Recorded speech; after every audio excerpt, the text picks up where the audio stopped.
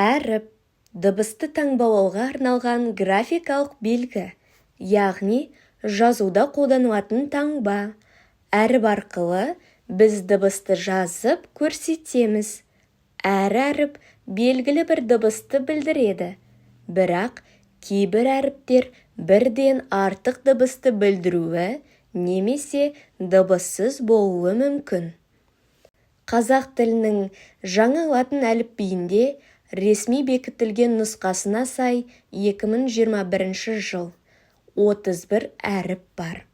Ал кирилл әліпбиі бойынша қазіргі қолданыстағы нұсқада 42 әріп бар.